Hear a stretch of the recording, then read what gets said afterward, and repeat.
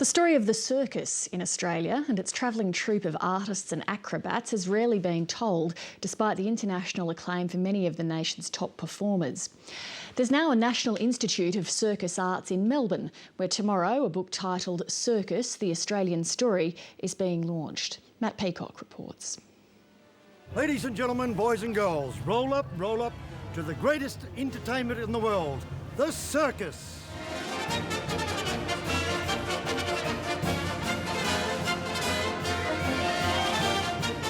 Australians like a good circus when they see one. No. While there's children, there'll always be a circus. And Australian circuses today, as they always did, still entrance children and the young at heart. Ladies and gentlemen, boys and girls. Lennon's circus, now playing in Sydney's Liverpool, like most, is a family business stretching back generations. At 95, its matriarch, Dolly Lennon, has fond memories of the big top. I learnt the trapeze, just the one person up there. And my father-in-law taught me. Up you go, he'd say. And he'd stand there while I did all these tricks. And I'd come back with my arms aching, my legs aching and everything. But no, go up again, learn another trick or two. I was about 4 years old and dressed up as a clown and coming and doing a forward roll in the show. And it was great. I thought I was a star.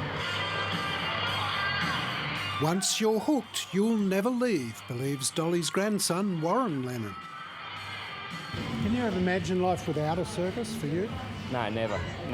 My children wanting to take over running the circus.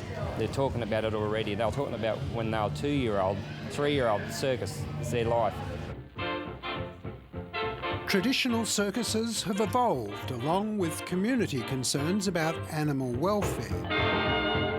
But until now, the stories of the close-knit travelling circus families have remained largely untold. It's been almost entirely overlooked by Australia's historians.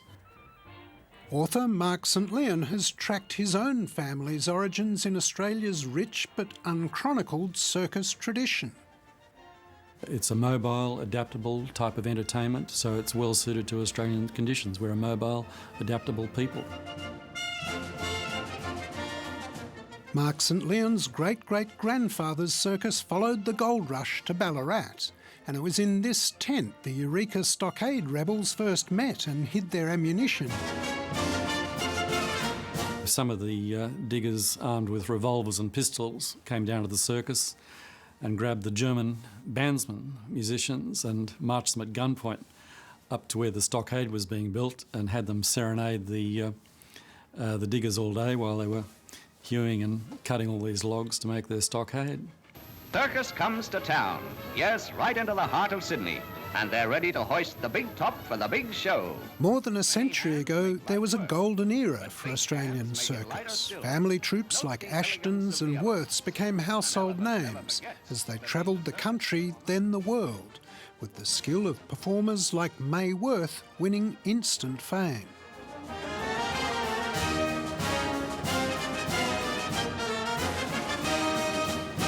Shortly after arriving in New York, she's made the star of Barnum and Bailey's Three-Ring Circus, and she's introduces the world's greatest lady bareback rider because she was doing things which Americans had never seen before, such as flipping somersaults from one horse to another.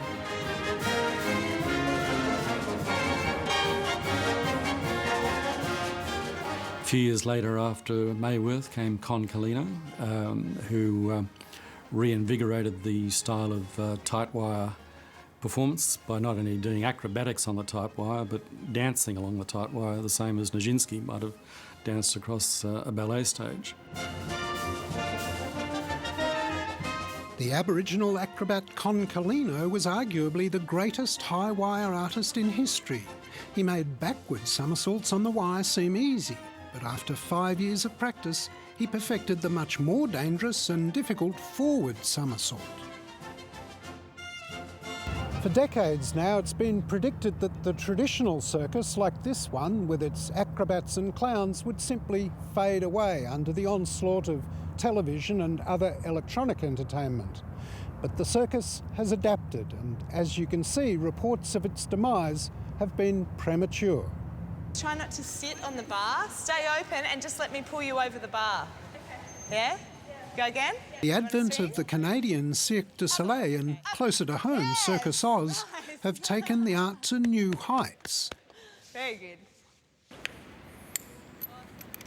Here at the Sydenham Trapeze School, a new generation of trapeze artists, acrobats and contortionists like Thomas Worrell is training. You want to learn the new tricks and reach these achievements and goals, but at the same time you want to learn them for a reason. The motivation towards that is being able to perform them and show people what you can do. When I first saw flying trapeze, I went, that's what I want to do. I want to run away and join the circus, because it just seemed so inspirational. Ellie Huber is now following her dream off to Montreal to train with Cirque du Soleil. It's less about the drum roll, I'm standing on this and ta-da, like there's my trick. Usually, like, Cirque du Soleil is very, emotive, and it has a story, and there's a reason that you're up there, and every movement is telling something, which is, I think it's really great because it has another level. The young acrobats trainer, Nat Harris, believes modern circus is finding new audiences in more theatrical shows like her recent hit, Amy Amour. I love the feeling of circus, and I think you feel that more from the older circus. What we've turned it into is so theatrical and so modern that sometimes it almost feels more like theatre. So I think it's about not losing that component of glamour and glitz and sawdust and all that stuff, but doing it in a more modern, approachable way, I suppose. You don't need a PhD to appreciate circus. It can help, but you don't actually need one. So that's explained a lot of its popularity in years gone by, and will probably continue to explain a lot of its popularity in years to come. Circus in all its forms, believes Mark St Leon, is here to stay. And for acrobat Jessie Grant, a seventh-generation member of the Ashton circus family, it's a way of life. I'd never leave the circus. Not for the life of me. Not for no one, not for nothing. Circus is just a part of me that I'll never take it out. Like the old saying goes, there's sawdust in your shoes. You can never get it out. Matt Peacock with that report.